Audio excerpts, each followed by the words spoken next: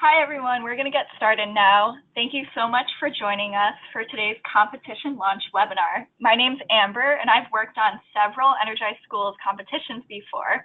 So I'm really excited that we're having another fall competition. I'm excited to share with you all the resources we have available for us to support your schools in energy conservation. I bet that some of the schools in the audience right now will be some of our winning schools this year. I'm joined with two of our energy advisors who will be helping schools throughout this competition. Hi, I'm Joanna. And I'm Niels.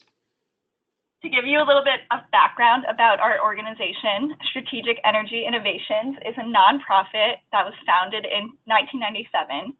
Our goal is to help communities transition to sustainability by implementing programs around 4 areas that make up the foundation of all communities. So that is education, which we have programs in both kindergarten through 12th grade and also higher education programs, sustainable government, housing, and workforce programs.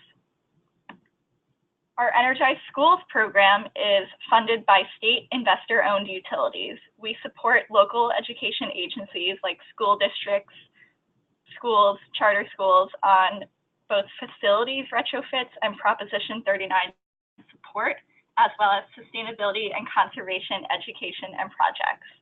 So for all schools participating in the competition, we offer our library of sustainability curriculum at no cost. And our team is available to assist you with instructional planning, co-instruction, direct instruction of energy conservation material. For high schools, we can offer a deeper range of support on sustainability projects.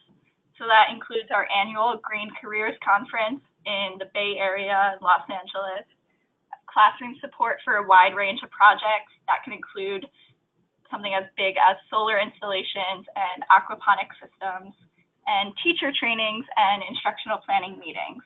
So if you're interested in any of these resources and curriculum units, please get in touch with us and we'll be happy to discuss how we can help your school even further. So the goal of this webinar is to model the conservation lessons that we, the Energized Schools team, uses in schools with schools competing. The layout for today's webinar is we'll start by introducing logistical information about the competition and the different resources that we have available for you, the schools participating. Then we'll identify uses of electricity and show you how to use some of the energy auditing tools we have available. Next, we'll walk through the process of setting a SMART goal and creating an action plan. By watching this webinar, you'll leave with the skills needed to lead your school in the competition. But I also want to remind you that by participating in the competition, your school has a designated energy advisor, and that energy advisor can help your school launch the competition and meet with your team in person. So if you're interested in having your energy advisor come out in person, if they have not done so already, please reach out to your energy advisor for that, and they'll set that up for you. I also want to emphasize that this whole process is very adaptable, so we can adjust our schedule and our resources based on your school's availability, how much time you have to dedicate to the competition. We also vary our activities based on your students' grade level. So we have different resources for elementary schools than as compared to middle and high school students. So we will work with you closely to identify what's appropriate for your classroom and your school. And then throughout the webinar, if you have any questions, please type them in the chat box. We'll be monitoring that throughout the webinar, and so we'll address questions throughout the webinar and also at the end. Now I'm going to review some key dates as well as information that we need for you to track your school's progress in the competition. Then I'll give an overview of the resources that you'll receive. All of the logistics and resources I'm about to review are included in the Team Launch Resources Package, which your energy advisor will have already shared with you or will share with you in a zip file. If you have not already been in touch with an energy advisor, please let us know in the chat box, and we'll make sure before you leave the webinar that you have been assigned an energy advisor. So the competition is 3 weeks long, and it will run from October 26th until November 15th. The start of the competition is less than a month away, so now is the ideal time to plan conservation and outreach strategies so that you can jump right in at the start of the competition on October 26th and really have those full 3 weeks to implement your campaign and see change in energy conserved and also in behavior. Your energy advisor, so that will either be myself, Amber, Joanna, Niels, Hope, Liz, Erica, or Patrice, or Casey, can support you with an on-site launch session at your school. During the launch session, we can help your team identify conservation opportunities and develop a plan so that your team and school can implement the strategies when the competition begins. We'll also give you follow-up support during the competition. So please, if you have not already done so and you're interested in this in-person support, set up a meeting with your energy advisor. So in order to analyze how much your school is saving throughout the competition, we need access to your school's utility data from your district. This is important because without data access, students will not be able to see how much energy they're saving throughout the competition. We can't update your place on the leaderboard, which is on our website, and you won't be eligible for the direct savings prize category. So in order for us to access the data, we need to have a signature from your district to share electricity data on a third-party agreement form, also called a TPA form, or through a letter of authorization, also known as an LOA. Let us know if there's any concerns or complications about this process. We have worked on this competition for many years, and so we know who to talk to and how to make sure that we have data access with you. So if you have any concerns, please reach out and we'll work with you. But it's great when we work with the teacher and have you, the teacher, or the administrator reach out to the right person at the district, because that district person or facilities person is much more inclined to help a teacher at one of their schools access data compared to a possibly unknown third-party organization reaching out. So we also may need your help in gaining access to data regarding solar generation if your school is one of those schools that has a solar installation. So when we have access to data, the first thing we do is establish a historic baseline for each school. So we use that baseline to compare savings. The baseline is taken from right before the competition, and then throughout the competition, your electricity usage will be compared to that baseline so we can see how much you are saving. If your school is currently undergoing retrofits, let us know, because that may affect your baseline. If you're unsure if we have access to your data, please let your energy advisor know, and they probably have already reached out to you for assistance. Now I want to talk a bit about the logistics that we go over with students during a typical competition launch. We like to start the launch process with a discussion about the benefits of the competition. Why should students care about the competition? Why are we having this competition? So the competition is a great way to get students directly engaged in leadership in their school and have them implement actions from which they'll be able to see a direct savings. It can be a good activity to brainstorm with your students what some of the benefits of energy conservation are. Some of the points that we often make are that your school can save money by reducing their utility bill. This is great because your students can come up with an idea of things that they would rather see their school spend money on rather than electricity. It would be much more fun to spend $1,000 a month on a pizza party for your students rather than spending $1,000 a month on electricity waste. Also, the environmental impact is huge. So depending on the grade level of your students, you can go into a lot of detail about how electricity is made, what are the environmental impacts of electricity production, and how conserving energy can directly reduce environmental impact. Prizes, which I'll go into more detail later, but we are also offering prizes.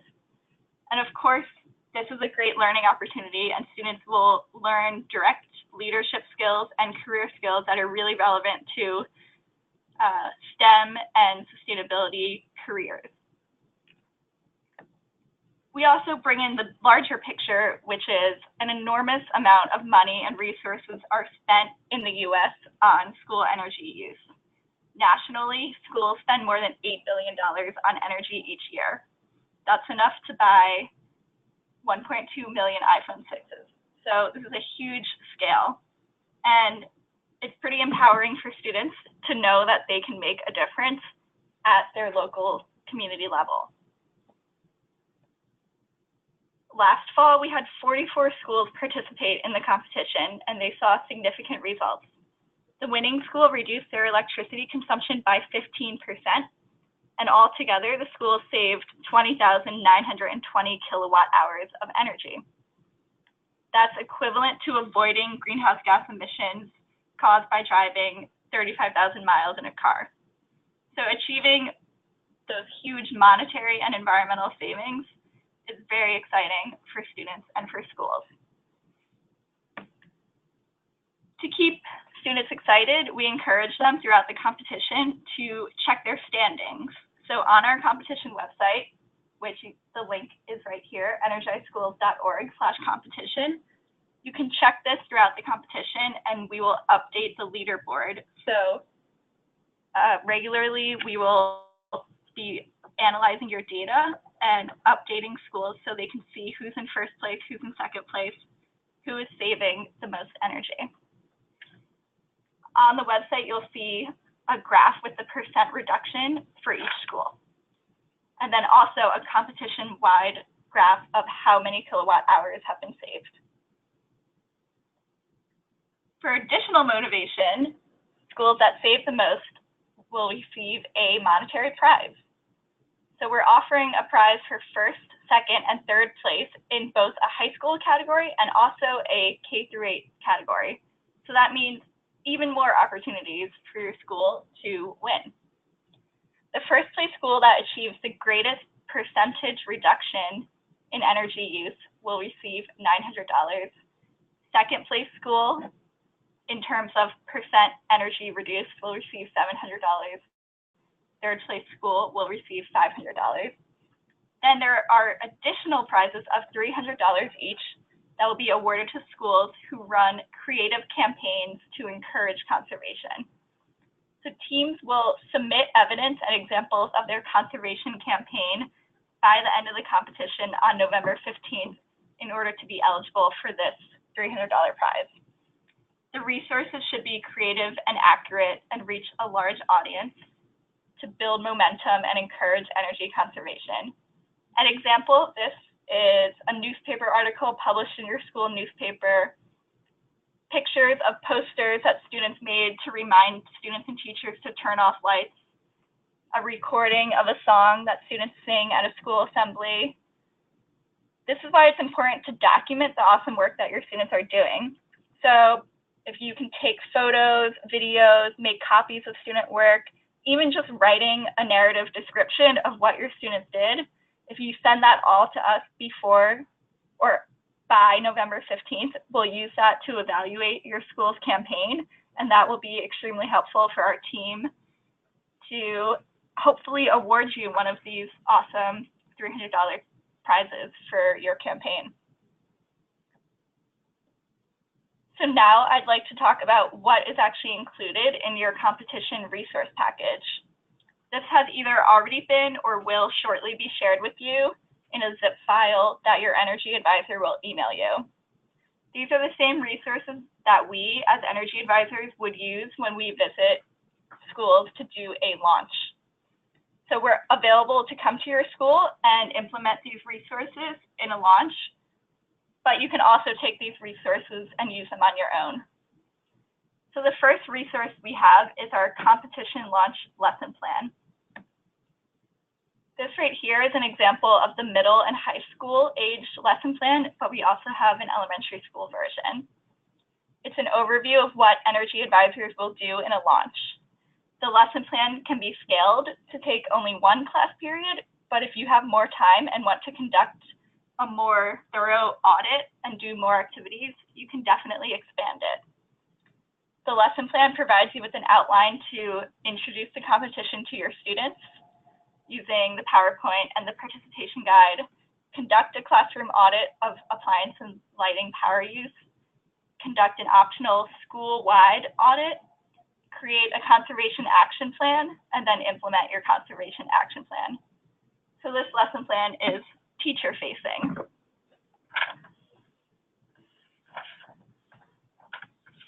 The second resource that you'll receive is the competition PowerPoint. So you can use this PowerPoint slideshow to present to your students to introduce the competition and encourage students to get involved. It contains details about the competition and also gives examples to your students on what they can do and what they can include in their campaign. Many of the slides are similar to the slides that you're seeing in this webinar right now. The third resource is the student energy audit worksheet. So during a typical launch lesson for the competition, we introduce students how to measure large power users in their school, including appliances and lighting. Later in the webinar, we'll show you how to use the energy auditing tools. As your students are taking measurements, they can use this worksheet to record their data. The next resource I'd like to point out is the participation guide. Hopefully this guide looks familiar. We've attached it to many of our emails to participating schools.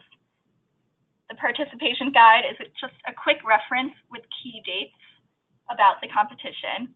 You may want to hang it up in your classroom so your class or your team can keep track of important deadlines. It will remind you when to submit your materials to Energize Schools in order to be eligible for prizes. The next resource is an action planning worksheet. So the worksheet is designed to help students go through the process of designing an action campaign. It's a great introduction to students on how to be project managers. You'll receive both a blank version for students to fill out and then a version such as this one that has examples. So that can help students visualize the very specific steps that they'll need to take when they're creating their own plan.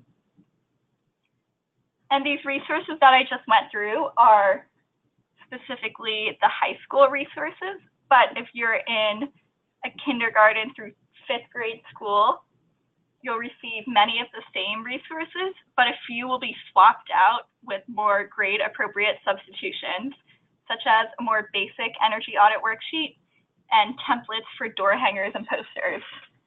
We've seen really great examples of posters that really young classes, kindergarten classes, have made. So this competition really is applicable for all ages to participate in.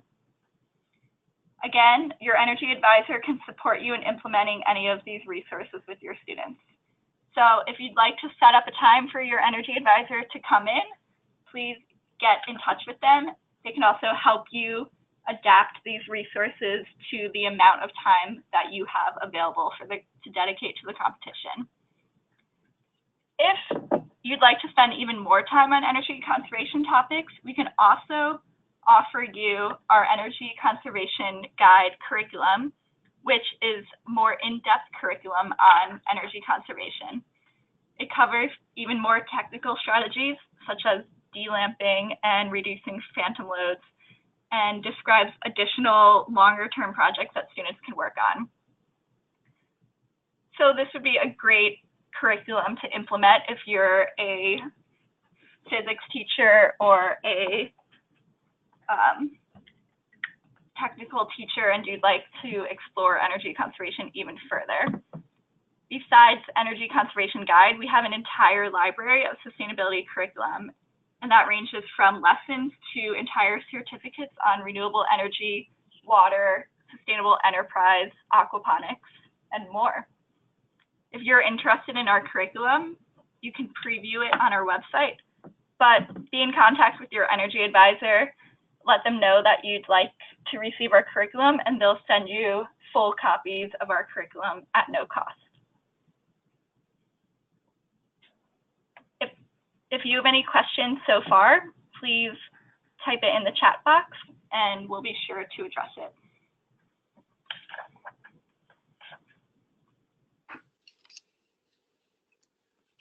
All right. Thank you, Amber, for that. Like she said, please go ahead and type any questions you have into the chat box, and we will address them as they come in. So now we're going to talk about the lesson plan that we have to launch this competition. These are some great resources that are available to teachers and student leaders so that they can engage with their classes, clubs, and school in the competition. We'll go over the lessons that we'll conduct with the students, and either we can help you do these lessons or you can run them yourselves. They are totally flexible and work both ways. So our introductory lesson that we do with students can be adapted based on the amount of time you have available to dedicate to the competition and on the grade level and background of your students. I'll describe the different activities we do with younger elementary school students and then middle and high school students. So after we introduce the students to the competition, we'll begin by talking about what energy is and the benefits of reducing energy. We'll ask students to look for different things that use energy around the room. For elementary school students, this is one of the core activities. We want them to be able to identify what in their classroom runs on electricity. We will give students Post-it notes and ask them to put one on everything in the room that uses electricity. Then we'll talk about everything they identified.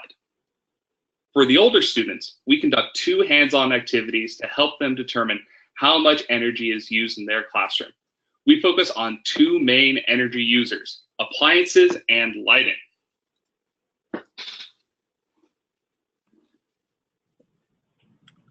So first, we're going to measure appliance use. This is a big one. They use a lot of energy, and sometimes they use energy when they're not in use. This is something called a phantom load, when something is not on, but it's still pulling electricity. TVs are big offenders of this. They've got huge phantom loads, as are VCRs.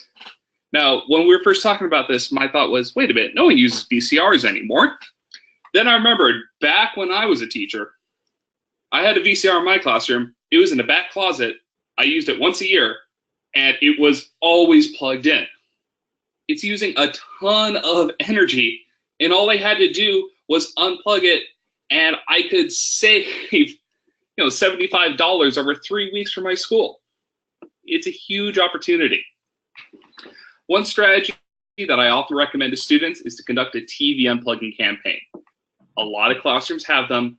They're not being used all the time, and it's a big step to save a lot of costs. In order to take these measurements, we use a device called a watt meter.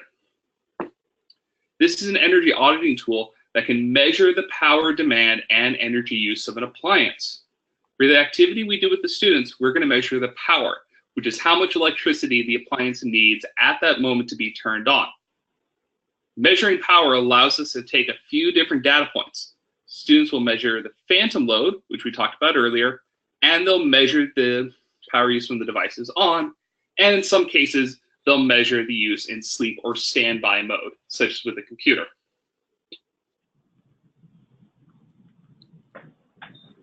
So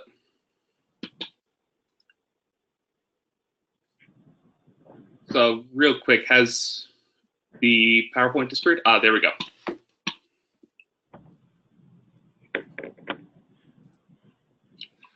So here we have one of our volunteers showing how to use a watt meter. Got our volunteer, Nick. He's going to use it to measure the energy use of a laptop. So you can see it has a place to plug in the laptop on the front. He's going to unplug the laptop from the wall, plug the watt meter into the wall, and then plug the laptop into the watt meter. The electricity will go through the watt meter into the laptop. And this next step is key. He presses that middle button that says watt. That is how you measure watts. If you don't press that button, you don't get a reading. And we do expect to see the numbers shift a bit, take an average of what you see. So this device is going to come out to be about 63.7 watts. I want to re-emphasize the importance of pressing that watt button in the middle. 99% of our problems are people forgetting to push that button and getting an inaccurate reading because of that. This tool works with anything that plugs into the wall, and it'll give them an idea of what the big energy users are in their class.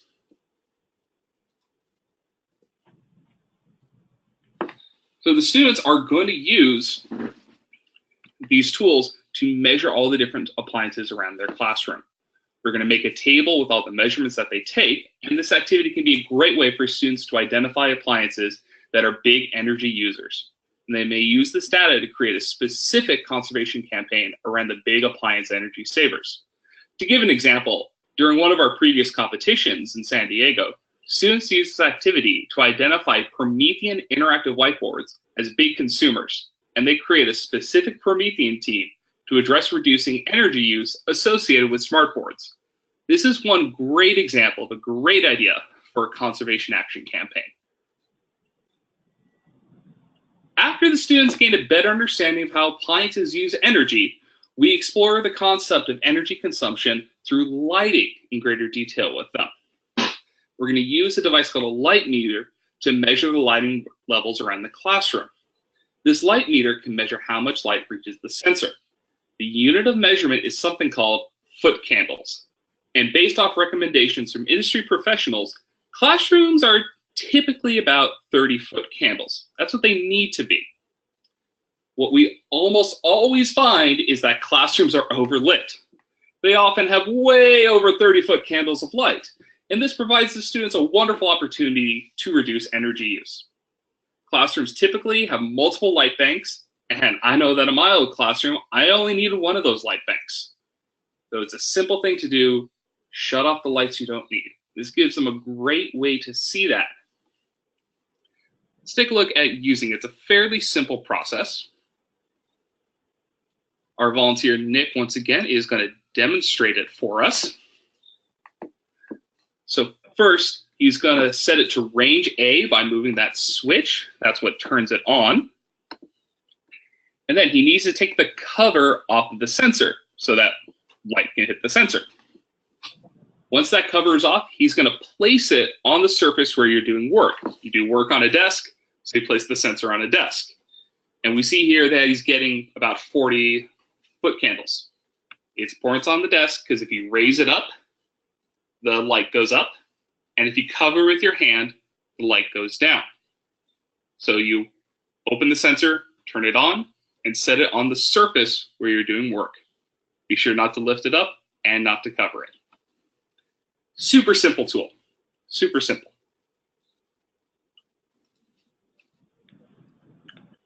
Each group of students is going to take measurements of their area in the classroom, and we'll record those measurements on the board and ask students to make observations about what they see.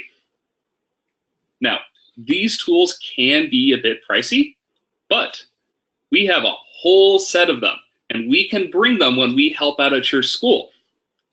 Alternatively, your local utility companies have things called lending libraries where they have these tools and they can loan them out to teachers at no cost to you. So you don't need to go on Amazon and drop $1,000 on these. We have them available for you to use. Now, we often only have time to audit one classroom.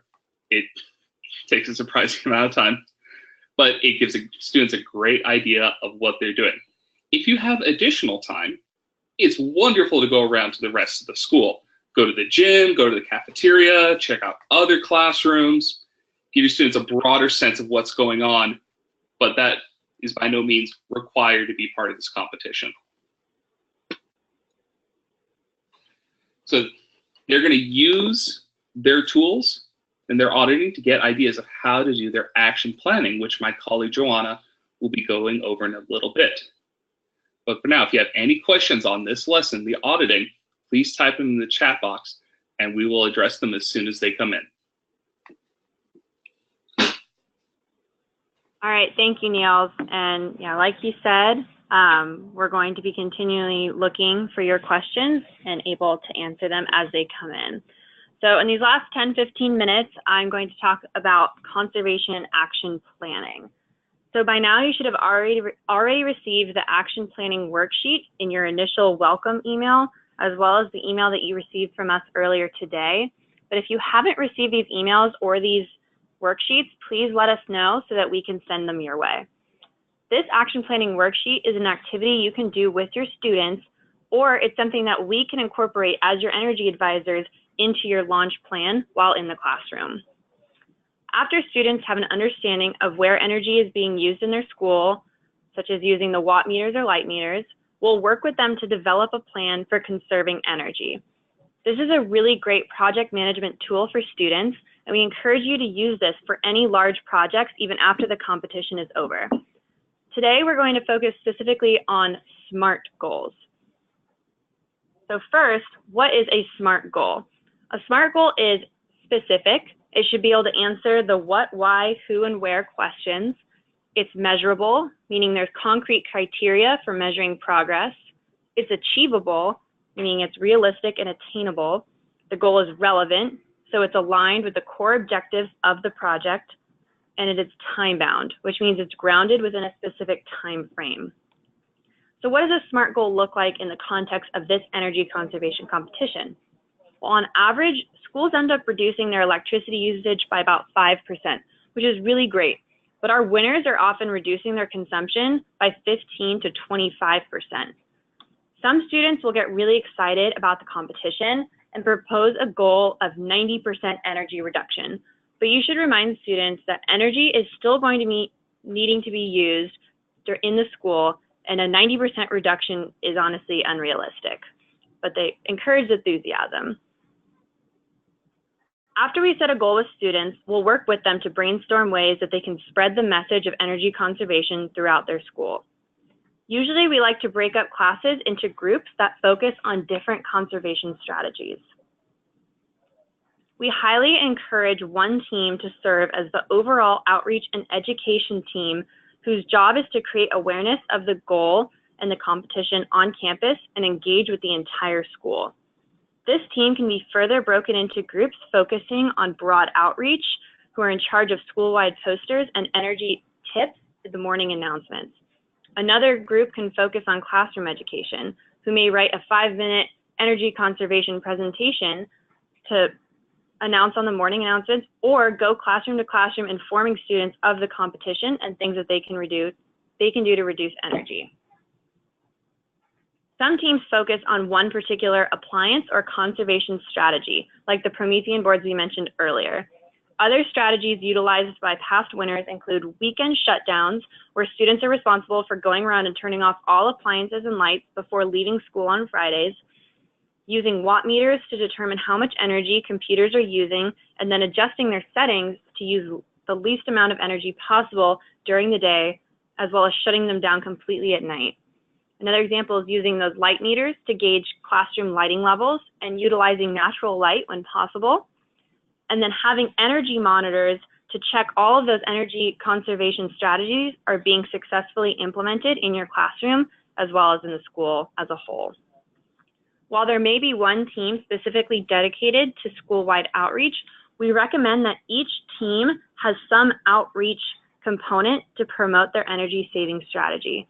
This could mean students making posters promoting their specific strategy, or making an announcement, or even emailing other teachers and going classroom to classroom, giving mini lessons to other students on how to promote energy savings outside of their own classroom. Once students have a project, we'll work with them to complete their action plan, which helps them conceptualize their SMART goal and the steps to achieve it. The first step is to determine the broad school-wide goal for energy reduction. For example, reducing energy consumption by 15%, which you can see in the yellow circle up there. After the school goal has been decided, students can form project groups to focus on all the different aspects of the competition. Once these groups are formed, each group should come up with a specific deliverable, such as make 20 posters to advertise the competition to post around campus. Next, students are encouraged to brainstorm all the different components of their projects and all the steps they may need to take in order to achieve their goal. The questions that are in italics around the blue circles indicate the types of questions you can ask students to get them thinking about all the aspects of their project, such as how many hours will our project take and what materials do we need? And do we need permission from the administration before hanging anything up around school? Once these questions have been answered, students should put each task in order. This can be done by having a final deadline and working up from that date, or by placing tasks in order of importance. Our example here has a bunch of different specific tasks that are assigned to specific team members with due dates. This is a great way to have students keep track of their project and what they're doing in order to meet their project goal. Recall that we have a few prizes available for best school campaign. And so there are a few things that we're looking for with these campaigns. First is originality. How original is your idea or approach? Then effectiveness. How clearly does the action communicate the intended message to the target audience? Accuracy. Is the information provided true and accurate? Reach. Does the campaign action reach a wide audience, i.e. students, faculty, facilities, the community in general? Variety. Does the campaign utilize multiple means of communication, such as signage, personal outreach, announcements, email, video, presentations, etc.? Finally, longevity. Was the campaign effort maintained over the full length of the competition? And ideally, the conservation efforts that take place during these 3 weeks will continue on after the competition and for years to come in order for your school to continually save energy and reduce their environmental impact. Here are a few examples of effective campaign strategies that we've seen from students in the past.